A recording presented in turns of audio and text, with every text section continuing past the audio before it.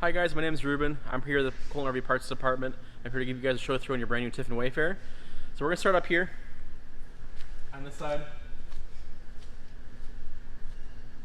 So this first compartment over here, got your generator. Everything will be started from inside. I'll show you the switch on the inside of the control panel and the inside entry door. You can start this from the outside by pulling off this front panel. There's a start switch behind the panel, as well as where you change your oil filter in your oil generator. You're going to want to do that every 50 hours or once a year, whichever comes first. So you've got 3 different power systems on this camper. You've got your 12-volt batteries from your house batteries. You have the shore power cord right there, and you have your generator. Your generator will run everything in the camper: your AC, your lights, your water pump, everything.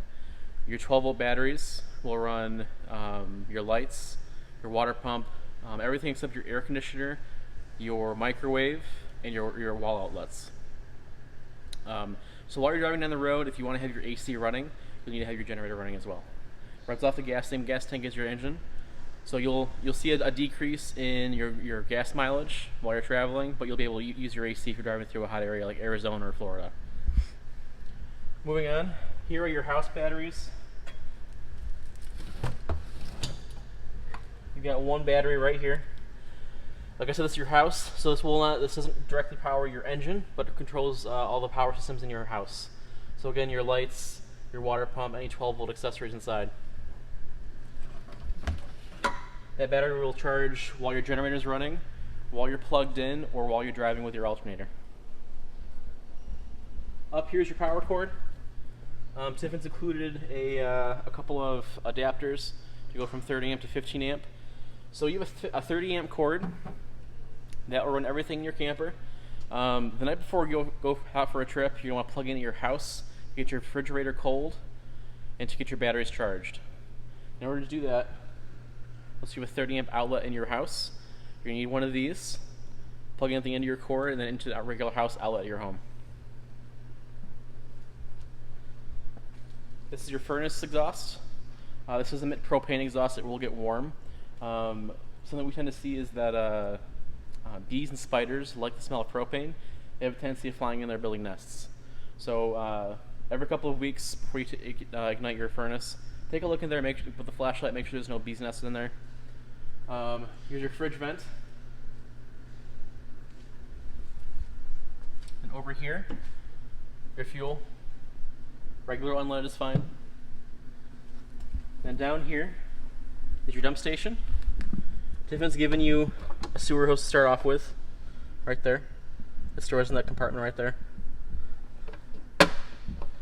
And then down here, here's where your sewer hose will connect, and these handles will dump your tanks. The black handle on the right is for your black tank. The gray handle on the left is for your gray tank. When you dump, do your best to do your black tank first every time. That allows any toilet matter to be flushed out of your hose as you dump your gray tank. Right here we have your first water connection. This is called your city water connection.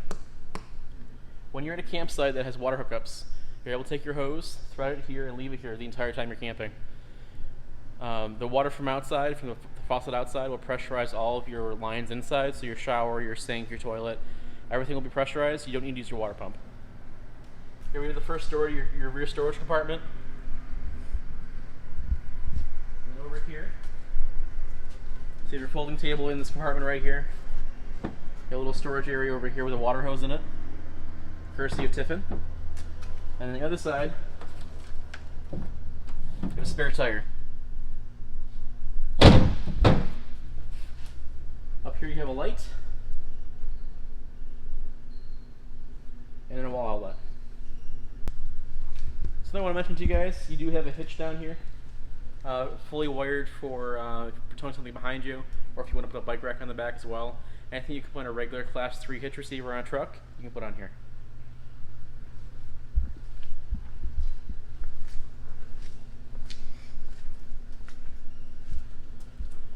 So here we have your second water intake. This is for your fresh tank.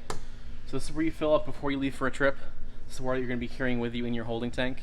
In order to use this water, you'll need to have your water pump running inside. I'll show you where that is in a few minutes. Right by your entry door, we have your hot water tank. So there's a few things I want to point out here. The first is this right here. It's the pressure relief valve, similar to something you'd have on your hot water tank at home. Right here is a basic number 2 fuse. It's an auto fuse.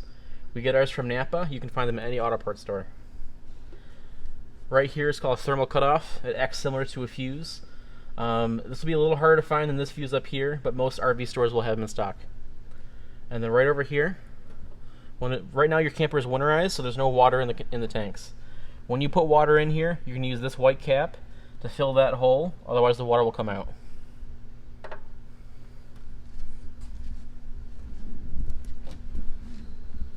Right over here on the side of your entry door is your propane station. This operates just like the one your grill does at home. Opens and closes right here. When you go to fill it, you're going to fill it right there. You have a gauge telling you if you have propane or not right there on the left. You'll also have a digital gauge on the inside. That's it for the outside, guys. Let's head inside and take a look on the inside.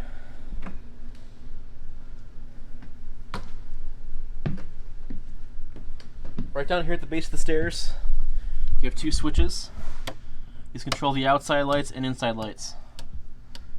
The one on the right is for the floor lights on the inside. The one on the left is for your awning light on the outside.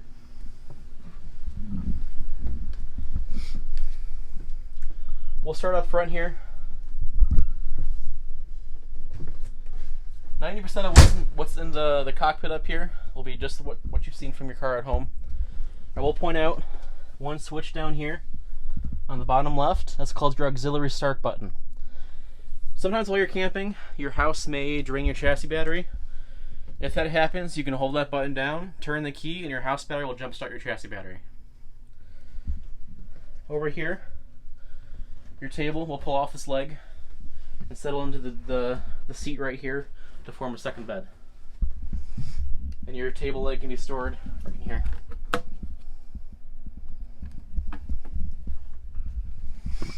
Down below the table, you see your fuse box and breaker panel, as well as your propane detector. The fuse box contains more auto fuses. Some are bigger than the ones we showed you in the hot water tank, but again, you can find them all at Napa or another auto parts store.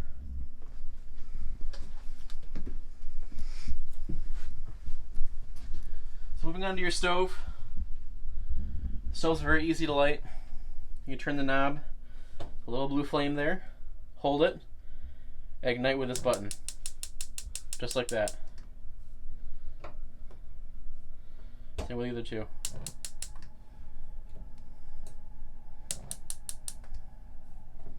Nice and easy.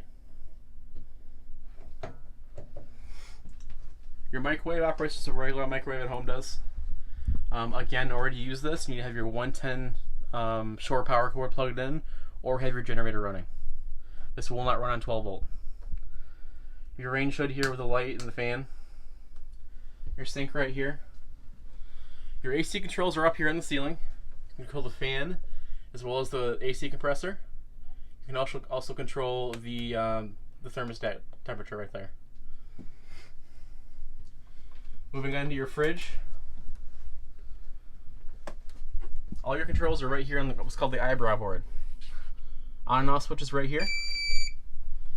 You can cycle between auto mode or gas mode with this button right here. While you're camping, I suggest you keep it on auto mode. That will default to 12 volt or 110 power. And if for any reason you lose power, it'll switch to propane automatically as long as your propane tank is on and full. Or you can push the button out and work only on propane. Propane does cool down faster, so if you're trying to get your fridge cooled down quickly before a trip, I suggest going to propane.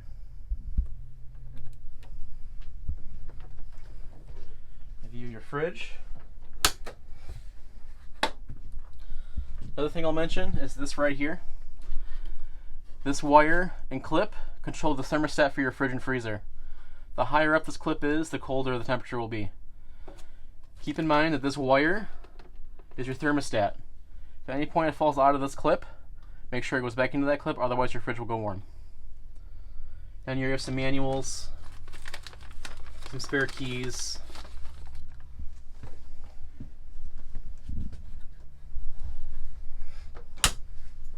Storage closets right here. Over here, you have your thermostat for your heat. So when this white clip is all the way to the left, your furnace will be off. As soon as you move it past that click there, it will start working. And the farther to the right you go, the warmer it gets. The light switch right here. The floor lights down there. Another 110 outlet by the sink. And here we have your bathroom. Your shower right there. Your toilet is on a pedal flush. Something I'll mention is that when you flush, do a half flush first, allow water to fill the bowl, and then flush all the way down. That allows everything in the toilet to exit the camper nice and quickly and efficiently. So up here, above your bed, you got a fan. We're going to open the lid, pull on this lever like so. That allows air to vent in and out.